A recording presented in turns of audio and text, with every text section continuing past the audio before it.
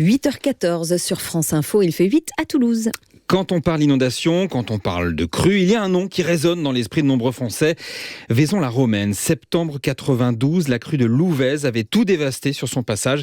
46 victimes, dont 37 rien que dans cette commune. Bonjour Jean-François Perriot. Bonjour. Vous êtes maire de Vaison-la-Romaine, président du syndicat mixte de Louvèze provençal. Votre commune a tristement l'expérience de ces crues et pour éviter de nouveaux drames, un atlas a été récemment publié pour cartographier les zones à risque dans le Vaucluse et la Drôme. Votre commune, elle reste largement exposée. Oui, bien sûr, comme beaucoup de communes sur le bassin versant de Louvèze. Et effectivement, cet atlas, en réalité, consiste en des modélisations qui, selon un débit d'eau, viennent nous expliquer les secteurs qui sont prioritairement touchés. Et donc, évidemment, ça permet de piloter l'action de sauvetage ou de secours en fonction de l'élévation du niveau d'eau. Alors, ça paraît évidemment du bon sens d'avoir des cartes. On est presque... dites-moi, c'est vraiment nouveau, ces cartes ? Est-ce qu'il faut les généraliser ? Ça n'est pas disponible pour toutes les mairies, pour toutes les communes ? Oui, c'est vraiment une prouesse technologique que d'anticiper en fonction d'un débit d'eau ce qui va se passer sur l'ensemble du bassin versant de la rivière. Donc c'est quelque chose qui est bien sûr est partagé avec l'ensemble des collectivités, les services de l'État, les pompiers, les gendarmes.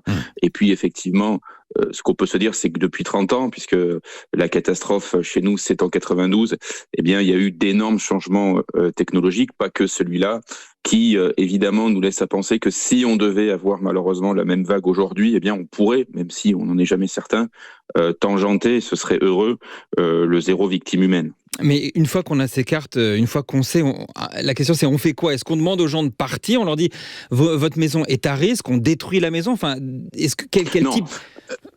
Dites-nous. Il y a eu, si vous voulez, en 1992 et malheureusement des quartiers complètement rayés de la carte. Il y a eu depuis lors le plan de prévention des risques d'inondation produit par les services de l'État qui interdit de construire à proximité de la rivière et de ses quelques affluents. Et puis il y a eu des maisons qui sont restées intactes et qui sont toujours habitées.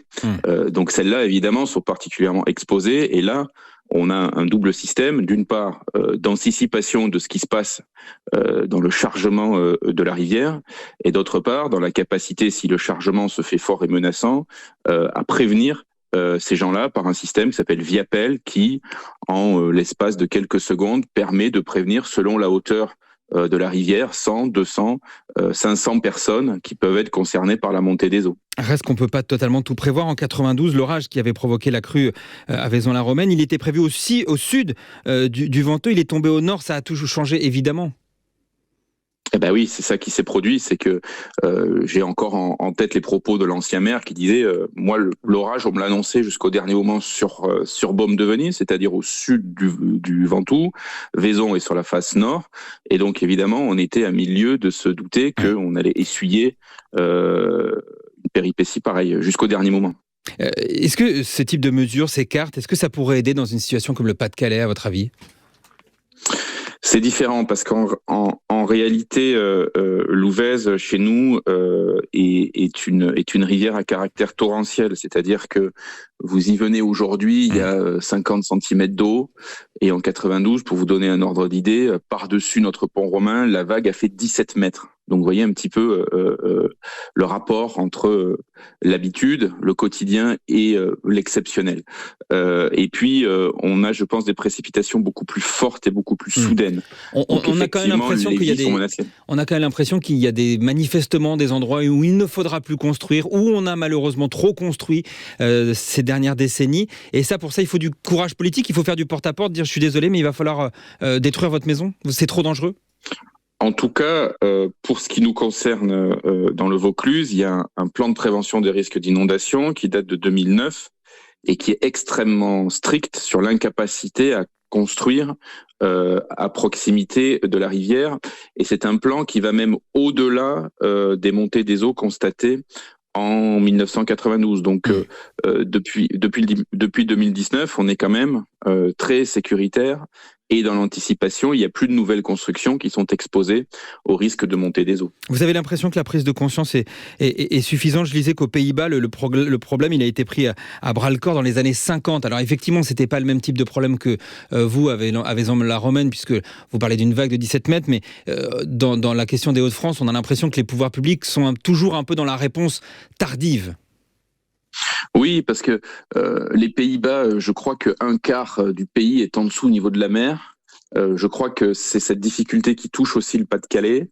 Nous, on a un enjeu effectivement d'entretien de cette mémoire sans remuer trop les plaies. Et effectivement, c'est une épreuve quotidienne d'expliquer à la population que tout ça existe, que tout ça malheureusement, d'autant plus avec les aléas climatiques qu'on connaît, peut se reproduire. Et je le disais encore récemment, c'est une épreuve d'humilité et de constance parce que on a malheureusement commémoré les 30 ans de la catastrophe il y a 1 an et demi. Et à cette époque-là, on est allé dans notre lycée, le lycée de Vaison-la-Romaine, et on s'est rendu compte, donc c'est des jeunes de 15 à 18 ans, et on s'est rendu compte que 50% d'entre eux, à Vaison, n'avaient jamais entendu parler de la catastrophe. Donc on voit bien que les anciennes générations savent, les nouvelles savent beaucoup moins, et donc il faut les sensibiliser au fait que tout ça n'est pas un mythe et peut malheureusement se reproduire dans des proportions terribles. Merci beaucoup Jean-François Pirilloux, maire de Vaison-la-Romaine, président du syndicat mixte de l'Ouvèze provençal. Dans un instant, les experts France Info, ce sera juste après.